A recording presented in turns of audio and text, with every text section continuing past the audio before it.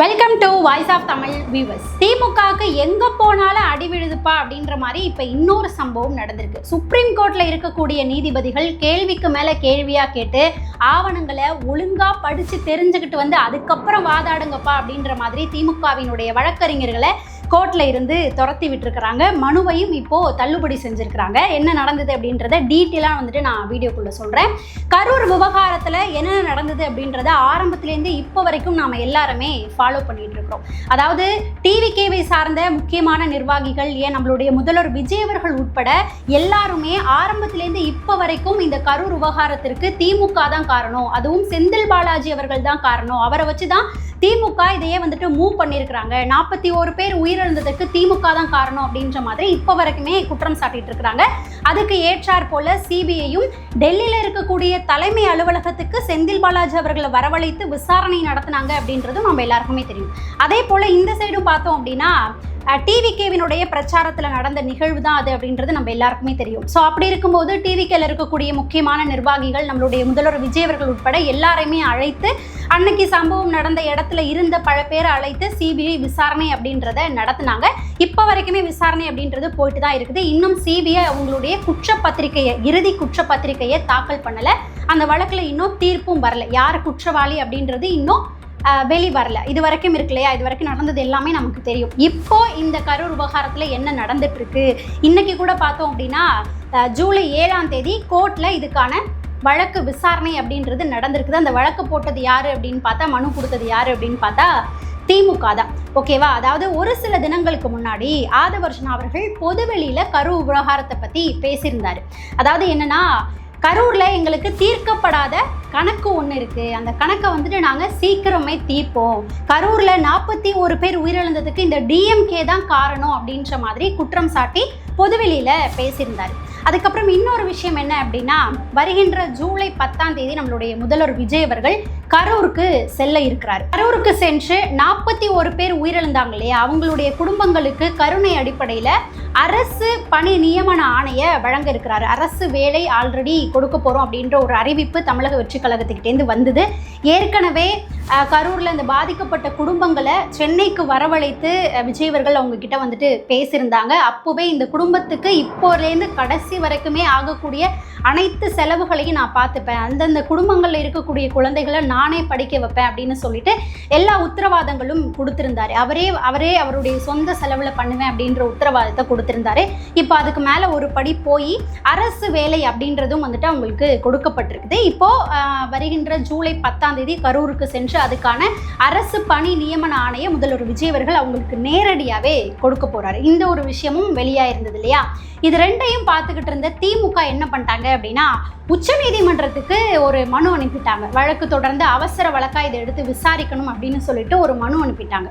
அந்த மனுவில் திமுக என்னென்ன கோரிக்கைகள்லாம் வச்சிருந்தாங்க அப்படின்னு பார்த்தா, ஆதவர்ஷனா அவர்கள் மேல சிபிஐ வழக்கு தொடரணும். ஏன்னா அவர் பொதுவெளியில இந்த கரூர் விவகாரத்தை பத்தி பேசிட்டு இருக்கிறாரு. சிபிஐ வழக்கு விசாரணை போயிட்டு இருக்க ஒரு வழக்கை பத்தி பொதுவெளியில பேசக்கூடாது, அவர் பேசிட்டாரு, அதனால அவர் மேல சிபிஐ வழக்கு தொடரணும் அப்படின்ற மாதிரி ஒரு கோரிக்கையை கொடுத்திருக்கிறாங்க. அதாவது இந்த மாதிரி சிபிஐ விசாரணை போயிட்டு இருக்கக்கூடிய வழக்கை பத்தி யாராவது பொதுவெளியில பேசுறாங்க அப்படின்னா அவங்க மேல நீதிமன்ற அவமதிப்பு வழக்கு தான் தொடருவாங்க.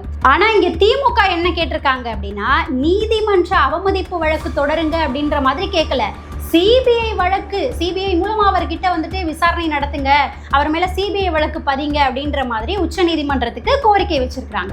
அடுத்ததான் இரண்டாவது கோரிக்கை என்ன வச்சிருக்காங்க அப்படின்னா, டிவிகேவை சம்பந்தப்பட்ட அமைச்சர்கள், நிர்வாகிகள் யாருமே பொதுவெளியில கரூர் விவகாரத்தை பத்தி அரசியல் மேடையில பேசவே கூடாது அப்படின்னு சொல்லி தடை விதிங்க அப்படின்றத இரண்டாவது கோரிக்கையா வச்சிருக்கிறாங்க.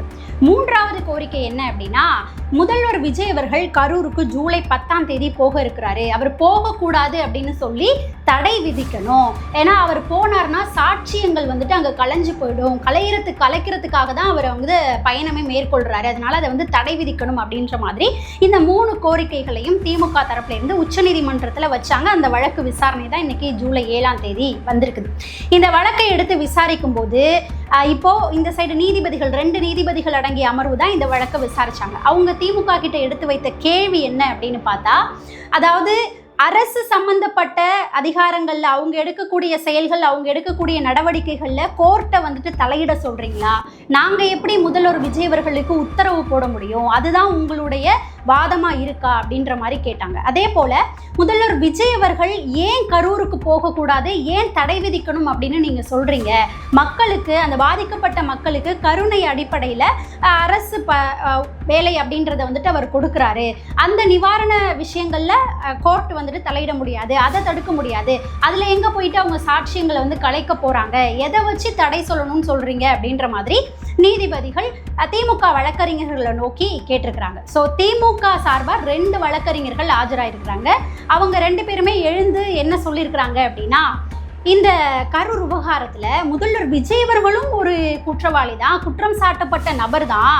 ஸோ அவர் போகும்போது அங்கே சாட்சியெல்லாம் கலைஞ்சிரும், இதை வச்சு அவர் சரி பண்ண பார்க்குறாரு, அதனால அவர் போகக்கூடாது அப்படின்ற மாதிரி பேசியிருக்கிறாங்க. இதை கேட்டோன்னே நீதிபதிகள் கடுமையான கண்டனத்தை தெரிவித்து கடுமையான கேள்விகளை திமுகவினுடைய வழக்கறிஞர்களை நோக்கி எடுத்து வச்சிருக்கிறாங்க. ஏங்க, உங்களுடைய டிஎம்கே ஆட்சியில் முதல் தகவல் அறிக்கை இந்த சிபிஐ வழக்கு சார்ந்து வெளியானுச்சு, அதாவது இந்த கரூர் விவகாரம் சார்ந்து வெளியானுச்சு.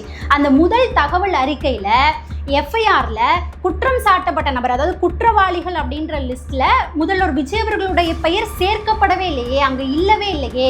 முதல்ல ஒழுங்கா நீங்க போயிட்டு ஆவணங்களை படிச்சு பார்த்துட்டு அதுல என்ன இருக்கு அப்படின்னு தெரிஞ்சுக்கிட்டு திமுக சார்பா வரக்கூடிய வழக்கறிஞர்கள் வாதாடினா நல்லா இருக்கும். நீங்க வந்து தேவையில்லாம ஒரு அலிகேஷனை தூக்கி வைக்கிறீங்க, இதுக்காண்டினேயே இந்த வழக்கை வந்துட்டு நாங்கள் தள்ளுபடி செய்ய வேண்டிய ஒரு நிலை ஏற்படும் அப்படின்ற மாதிரி நீதிபதிகள் ரொம்ப காட்டமாக திமுகவினுடைய வழக்கறிஞர்களை நோக்கி வச்சிருக்கிறாங்க. அதாவது என்னன்னா, இவங்க எதுக்கு கோர்ட்டுக்கு போனாங்க? பொதுவெளியில் சிபிஐ வழக்கை பற்றி பேசுகிறாங்க. அதாவது சிபிஐ வழக்கு விசாரணை தான் போயிட்டுருக்கு, அதுக்குள்ளே டிஎம்கே தான் குற்றவாளின்னு டிவிகே பேசுகிறாங்கன்னு சொல்லிட்டு தான் கோர்ட்டுக்கிட்டே வந்துட்டு போனாங்க. அங்கே போய் இவங்க என்ன பேசுகிறாங்கன்னா, சிபிஐ வழக்கு விசாரணை போயிட்டு இருக்கு தானே, அங்கே போய் நின்றுட்டு விஜயும் ஒரு குற்றவாளி அப்படின்ற மாதிரி அங்கே போயிட்டு வாதாடி இருக்கிறாங்க. இதை கேட்டோன்னு தான் நீதிபதிகள் காட்டமான கேள்வியை திமுக வழக்கறிஞர்களை நோக்கி வச்சிருந்திருக்காங்க. அது மட்டும் இல்லாமல் இன்னொன்று என்ன சொல்லியிருக்கிறாங்க அப்படின்னா, உங்களோட இந்த அரசியல் சண்டையெல்லாம் வெளியில் போய் வச்சுக்கோங்க, அதுக்கு நீதிமன்றம் வழி கிடையாது, உங்களுக்கு வெளியில் போய் உங்களோட அரசியல் சண்டையை வச்சுக்கோங்க. அது மட்டும் இல்லாமல் ஆவணங்கள்ல என்ன இருக்குன்றத முதல்ல படிச்சு பார்த்துட்டு வந்து அதுக்கப்புறம் வாதாடுங்க அப்படின்னு சொல்லியிருந்திருக்கிறாங்க. அதன் பிறகு முதல்வர் விஜய் அவர்கள் கரூருக்கு செல்றதுக்கு தடையெல்லாம் விதிக்க முடியாது, அவர் ஒரு முதல்வர், அவருடைய அரசாங்க நடவடிக்கைகள்ல கோர்ட் வந்துட்டு ஈடுபட முடியாது. முதல்வர் விஜய் அவர்கள் ஜூலை 10ஆம் தேதி கரூருக்கு போகலாம், எந்த ஒரு தடையும் கிடையாது அப்படின்ற மாதிரி நீதிமன்றம் சொல்லிட்டாங்க. அதுக்கப்புறம் இந்த சைடு திமுக பார்த்தோம்னா, சரி ஓகே, எங்களுடைய மனுவை வந்துட்டு நாங்களே வாபஸ் வாங்கிக்கிறோம் அப்படின்ற மாதிரி போயிட்டாங்க. அதுக்கப்புறம் நீதிமன்றமும் திமுக போட்ட அந்த மனுவை தள்ளுபடி பண்ணியிருக்காங்க. மக்களே, இந்த இடத்துல நீங்க எல்லாரும் ஒரு விஷயத்தை யோசிச்சு பாருங்க. கரூர் விவகாரம் நடந்த டைம்ல சிபிஐ வழக்கு விசாரணை போணுச்சு, கொஞ்ச நாள்லயே சிபிஐக்கு அந்த வழக்கு விசாரணை போயிடுச்சு. சிபிஐ வழக்கு விசாரணை நடந்துட்டு இருந்த டைம்ல கரூருக்கு நம்மளுடைய முதல்வர் விஜய் அவர்கள் அந்த டைம்ல போயிருந்தாருன்னா அங்க ஏகப்பட்ட பிரச்சனைகள் அப்படின்றது கண்டிப்பா ஏற்பட்டிருந்திருக்கும். அதனால அங்க போக முடியாத சூழ்நிலையில தான் நம்மளுடைய முதல்வர் விஜய் அவர்கள் அந்த 41 குடும்பங்களையும் சென்னைக்கு வரவழைத்து அவங்கள வரவழைத்து இங்க பேசுறதுக்காக மன்னிச்சிடுங்கன்ற மாதிரிலாம் ஒரு குடும்பத்துக்கிட்டையும் மன்னிப்பு கேட்டு என்னெல்லாம் விஷயம் நடந்தது அப்படின்றது நம்ம எல்லாருக்குமே தெரியும், நம்ம ஏற்கனவே வந்துட்டு பேசியிருந்தோம் இல்லையா. அப்படி முதல்வர் விஜய் அவர்கள் அந்த டைம்ல கரூருக்கு போகாதப்போ இந்த டிஎம்கே இவங்க ஆப்போசிட்ல இருக்கக்கூடியவர்கள்லாம் என்ன பேசினாங்க அப்படின்றத ஒரே ஒரு நிமிஷம் மட்டும் யோசிச்சு பாருங்க. ஏன் போகல, அங்க போயிருக்கணும், போய் பார்த்துருக்கணும், ஏன் அங்க போய் பார்க்காம இருந்தாரு அப்படின்ற மாதிரி ஏன் போகலன்னு கேட்டு ஏகப்பட்ட கேள்விகள், விமர்சனங்களை எடுத்து வச்சாங்க. இப்போ நம்மளுடைய முதல்வர் விஜய் அவர்கள் கரூருக்கு போகும்போது சிபிஐ வழக்கு விசாரணை நடந்துட்டு இருக்கும் போது அதுல சம்பந்தப்பட்டவங்க அந்த ஊருக்கு போய் மக்களை சந்திக்கலாமா, அது மிகப்பெரிய தப்பு, தடை விதிக்கணும் அப்படின்னு சொல்லிட்டு போய் உச்சநீதிமன்றத்துல நிக்கிறாங்க. அப்போ நீங்க அப்ப பேசும்போது இதே வாய் தான் அப்ப சொன்னிச்சு, அப்பையும் சிபிஐ வழக்கு விசாரணை நடந்துட்டு இருக்கு, அப்போ இந்த ரூல்லாம் உங்களுக்கு தெரியல, அப்ப ஏன் போகலன்னு கேட்டீங்க. இப்ப போறவரை போகக்கூடாதுன்னு சொல்லிட்டு உச்சநீதிமன்றத்துல போயிட்டு தடை விதிக்கணும் அப்படின்னு சொல்லி வாதாடிக்கிட்டு இருக்கிறீங்க. முதல்வர் விஜய் அவர்கள் கரூருக்கு போறாரு அப்படின்ற முடிவெடுத்தோனே நீங்க ஏன் பயந்து போய் உச்சநீதிமன்றத்துக்கிட்ட போய் நிக்கிறீங்க?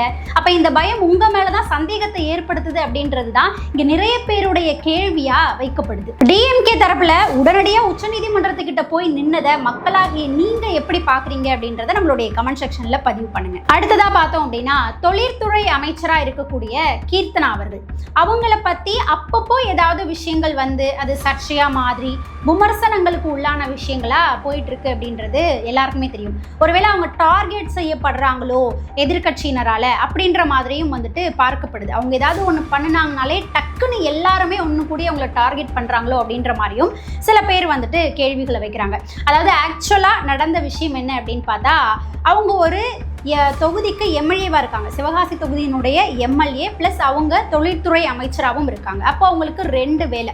ஒரு தொகுதியினுடைய எம்எல்ஏவா அவங்களுக்கு என்ன வேலை அப்படின்னா, அந்த பகுதியில் இருக்கக்கூடிய மக்களுடைய கோரிக்கை என்ன, அந்த பகுதியில் மக்களுக்கு என்னென்ன அடிப்படை வசதிகள்லாம் தேவைப்படுது, அந்த பகுதியை வளர்ச்சி அடை செய்யறதுக்கு அவங்க என்னென்னலாம் செய்யலாம் அப்படின்றதெல்லாம் உற்று நோக்கணும். அங்கே ஏற்படக்கூடிய தேவைகளை மேலிடத்துக்கு கொண்டு போய் அதை வந்து சரி செய்யணும். அந்தந்த துறை சார்ந்த அமைச்சர்களுக்கு கொண்டு போய் சரி செய்யணும். அதே போல அந்த சிவகாசி தொகுதியில் இருக்கக்கூடிய கவர்மெண்ட் ஸ்கூல்ஸ் எந்த நிலையில இருக்கு, அந்த ஸ்கூலுக்கு போயிட்டு விசிட் பண்ணி அங்கே இருக்கக்கூடிய மாணவர்களுக்கு என்ன அடிப்படை தேவைகள் இருக்குது, படிப்பு ரீதியா என்ன தேவைகள் இருக்குது, அங்க இருக்கக்கூடிய ஆசிரியர்களின் கோரிக்கை என்ன அப்படின்னு சொல்லி இதையுமே வந்துட்டு அவங்க அலசி ஆராய்ச்சி அதையும் அது சம்பந்தப்பட்ட துறை சார்ந்த அமைச்சர்களுக்கு கொண்டு போய் தீர்வு கொண்டு வரணும். இது எல்லாமே சேர்ந்தது தான் ஒரு தொகுதி எம்எல்ஏக்களினுடைய வேலை அப்படின்றதுமே. ஸோ இப்போ கீர்த்தனா அவர்கள் தொழில்துறை அமைச்சராகவும் செயல்பட்டு இருக்கிறாங்க. அதே சமயம் அவங்க தொகுதியினுடைய எம்எல்ஏவாகவும் அவங்க செயல்படணும். அதன் அடிப்படையில் தான் சமீபத்தில் நேற்றைக்கு அந்த வீடியோ வந்து சோஷியல் மீடியாவில் வைரல் ஆனிச்சு அப்படின்னு நினைக்கிறேன்.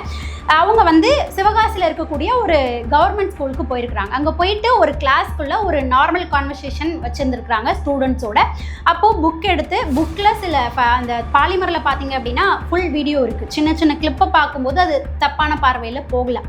ஃபுல் வீடியோ பார்க்கும்போது அவங்க ஃபஸ்ட்டு புக்கில் இருக்கக்கூடிய கொஸ்டின்ஸை குழந்தைங்கக்கிட்ட கேட்குறாங்க. அப்படி கேட்கும்போது அந்த ஃபஸ்ட்டு பெஞ்சில் இருக்கக்கூடிய பொண்ணு அவங்களாவே எழுந்து நின்று கான்ஃபிடென்ட்டாக புக்கில் இருக்கக்கூடிய கொஸ்டினுக்கு பதில் சொல்லிடுறாங்க. அதுக்கப்புறம் அமைச்சர் கீர்த்தனா அந்த குழந்தையோட ஒரு காமனாக சில விஷயங்களை பேசி கான்வர்சேஷன் வைக்கிறாங்க. அப்படி கான்வர்சேஷன் வைக்கும்போது அந்த பொண்ணால் அதுக்கு பதில் சொல்ல முடியல, அண்டர்ஸ்டாண்ட் பண்ணிவிட்டு அதுக்கு ஆங்கிலத்தில் பதில் சொல்ல முடியல. ஸோ அந்த டைமில் தான் ஆசிரியர்கிட்ட வந்துட்டு பேசுகிறாங்க. ஸோ இதை தான் வந்துட்டு நாம் வந்து இம்ப்ரூவ் பண்ணணும்.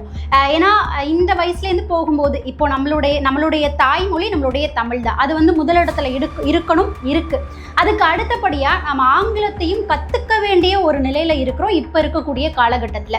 நம்ம வந்து ஹையர் ஸ்டடீஸ் போகிறோம் அப்படின்னாலுமே, ஒரு வேலைக்கு போகிறோம் அப்படின்னாலுமே ஆங்கிலம் அப்படின்ற மொழி நமக்கு வந்து தேவையான ஒன்றா தான் இருக்குது. ஏன்னா இது வந்து சும்மா வெளியிலேருந்து பார்க்குறவங்க ஏதாவது வந்து பேசிட்டு போகலாம். தமிழ் வழி கல்வியில் கவர்மெண்ட் ஸ்கூலில் படித்து வந்து ஒரு ஸ்டேஜுக்கு மேலே ஆங்கிலம் தெரியாமல் அந்த ஸ்டார்டிங் ஸ்டேஜில் தடுமாற்றம் அடையக்கூடிய அதை எக்ஸ்பீரியன்ஸ் பண்ணவங்களால தான் இது நல்லாவே புரிஞ்சுக்க முடியும். நானும் கவர்மெண்ட் ஸ்கூலில் தமிழ் வழி கல்வியில் படித்து வந்தவங்க தான்.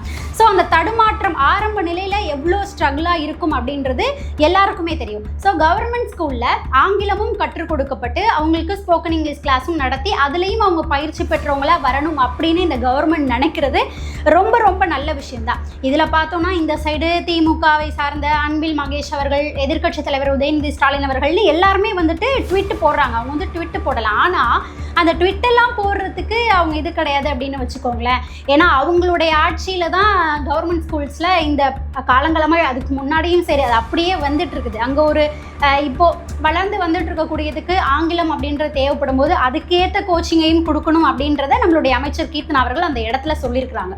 ஆனால் இதை நீங்கள் கொண்டு போன விதத்தில் என்ன மிஸ்டேக் ஆகுது, என்ன இங்கே தவறாயிருக்கு அப்படின்னு பார்த்தா, ஒரு அமைச்சராக எந்த வீடியோக்களை சோஷியல் மீடியாவில் ஷேர் பண்ணணும், எதை ஷேர் பண்ணக்கூடாது அப்படின்றது உங்களுக்கு தெரிஞ்சிருக்கணும். இதில் ஷேர் ஆன அந்த வீடியோவில் அந்த குழந்தையோட முகம் கூட பிளர் செய்யப்படலை, அது அப்படியே எடுத்து போடுறாங்க. ஒரு கிளாஸ் ரூம்குள்ளே போகும்போது கண்டிப்பாக கவர்மெண்ட் ஸ்கூலில் இங்கிலீஷ் பேசுகிறதுல குழந்தைங்களுக்கு கண்டிப்பாக பெரிய பிரச்சனை அப்படின்றதே இருக்கும். அவங்களால வந்து பேச முடியாது. அந்த லெவலில் தான் நம்மளுடைய கவர்மெண்ட் ஸ்கூல் அப்படின்றது இருக்குன்றத யாருமே வந்து மறுக்கவே முடியாது. ஸோ அப்போ அங்கே ஒரு சஜஷன் சொல்கிறாங்க, டீச்சர்கிட்ட பேசுகிறாங்கன்னா அது சரி பண்ணுறதுக்கான வேலை என்ன அப்படின்றத அமைச்சர் கீர்த்தனா அவர்கள் பண்ணியிருக்கணும். அங்கே வந்து அதுக்கான விஷயத்தையும் பண்ணியிருக்கிறாங்க. ஸ்டெப்பையுமே வந்துட்டு எடுக்கணும் அப்படின்ற மாதிரி ஆசிரியரோட கம்யூனிகேட் பண்ணி பேசியிருக்கிறாங்க. ஆனால் அதை வீடியோவாகவும் எடுத்து சோஷியல் மீடியாவில் ஷேர் செய்யப்பட்டிருக்கு. இது வந்து ஒரு தவறான விஷயம். கீர்த்தனா அவர்களுடைய தரப்புலேருந்து என்ன ஒரு விளக்கம் கொடுக்கப்பட்டிருக்குன்னா, இப்போது அந்த வீடியோ எங்களுடைய தரப்புலேருந்து ஷேர் ஆகவே இல்லை அப்படின்ற மாதிரி சொல்லியிருக்கிறாங்க.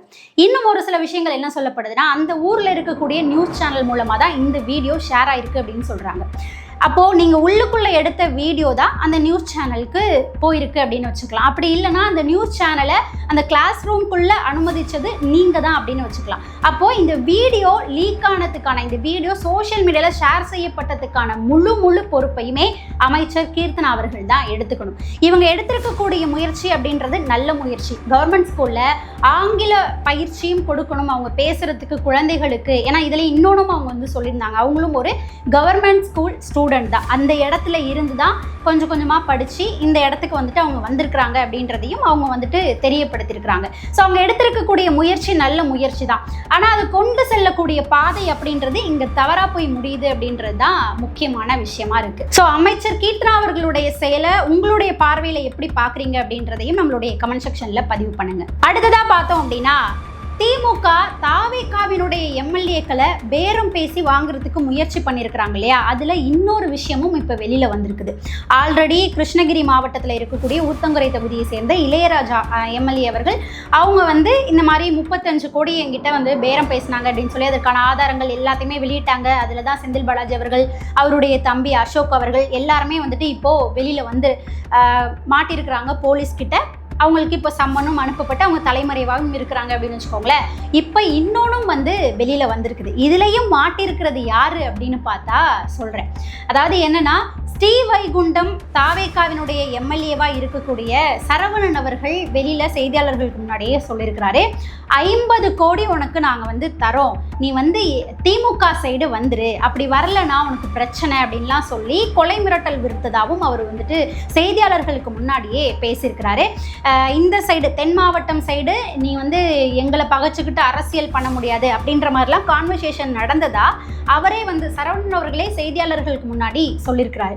இதில் அவர்கிட்ட பேரம் பேசினது யாரு அப்படின்னு பார்த்தா அனிதா ராதாகிருஷ்ணன் அவர்கள் இருக்கிறார் இல்லையா, அதாவது சீமான் அவர்களுக்கு சீர்வரிசையெல்லாம் எடுத்துகிட்டு போனார் இல்லையா, தாய் மாமன் சீர்லாம் எடுத்துகிட்டு போனார் இல்லையா, அந்த அனிதா ராதாகிருஷ்ணன் அவருடைய ஆதரவாளர்கள் ஒரு 4 பேர் சேர்ந்து தான் இவர்கிட்ட ஸ்ரீவைகுண்டம் சரவணன் அவர்கள்கிட்ட இந்த பேரம் பேசுகிற பேச்சுவார்த்தையை நடத்தியிருக்கிறாங்க. அவங்களுடைய புகைப்படங்கள் உட்பட இது எல்லாத்தையுமே ஆதாரமாக போலீஸார்கிட்ட சரவணன் அவர்கள் ஒப்படைத்திருக்கிறாரு. இப்படி ஒரு ஆறாக வெளியில் வந்து மாட்டிட்டாங்க. செந்தில் பாலாஜி அவர்களா, அவருடைய தம்பியா, அதுக்கப்புறம் அவங்க 2 பேருக்குமே சம்மன் அனுப்பியிருக்கிறாங்க. ஒரு 3 சம்மன் வரைக்கும் போலீஸ் வந்து அனுப்புவாங்க, இதான் இருக்கக்கூடிய ரூல். அந்த 3 சம்மன்லையுமே ஆஜராகலை அப்படின்னா அதுக்கப்புறம் தான் அரெஸ்ட் நடவடிக்கையில் ஏறுவாங்க. தனிப்படை அமைச்சு அவங்கள தேடி அரெஸ்ட் பண்ணுவாங்க. ஜாமீன் வாங்க முடியாத அளவுக்கு அந்த அரெஸ்ட் அப்படின்றது இருக்கும். அது வந்து அடுத்த கட்ட நடவடிக்கைகளாக போகும். இப்போ அந்த லிஸ்ட்லேயே அனிதா ராதாகிருஷ்ணன் அவர்களும் சேர்றாரு. அவரை இப்போ தான் அரெஸ்ட் பண்ணி போலீஸ் ஸ்டேஷனுக்கு கூட்டிகிட்டு போனாங்க. திரும்பவும் அந்த மாதிரி ஒரு நிலைமை அடுத்ததாக வரத்துக்கான வாய்ப்புகள் இருக்குது அப்படின்னு சொல்லப்படுது. வெயிட் பண்ணி பார்க்கலாம். அடுத்ததாக பார்த்தோம்னா, அண்ணாமலை அவர்கள் பி த லீடர்ஸ் அப்படின்ற இயக்கத்தை ஆரம்பிச்சிருக்கக்கூடிய அண்ணாமலை அவர்கள் நம்மளுடைய முதல்வர் விஜய் அவர்களுக்கு பாராட்டுகளை தெரிவிச்சிருக்கிறார். இந்த அரசாங்கத்துக்கு பாராட்டுகளை தெரிவிச்சிருக்கிறார். என்ன சொல்லியிருக்கிறாருன்னா, லஞ்சம் ஊழல் அப்படின்றது கொஞ்சம் படிப்படியாக குறையறதுக்கு வந்து ஆரம்பிச்சிருக்குது. இது ரொம்ப நல்ல விஷயமா தெரியுது, வரவேற்கத்தக்கது. அதனால இந்த ஆட்சி மேலே ஒரு நம்பிக்கை வந்திருக்கு அப்படின்னு சொல்லி நம்மளுடைய முதல்வர் விஜய் அவர்களுக்கு அண்ணாமலை அவர்கள் பாராட்டுகளை கொடுத்திருக்கிறாரு. ஸோ மக்களே, இந்த ஒரு பதிவில் நாம் நிறைய செய்திகள் சார்ந்து பார்த்துருக்குறோம். அந்த செய்திகள் சார்ந்து உங்களுடைய கருத்து என்னவா இருக்கும் அப்படின்றத மறக்காம நம்மளுடைய கமெண்ட் செக்ஷனில் பதிவு பண்ணுங்க. நாம் அடுத்த பதிவில் சந்திக்கலாம்.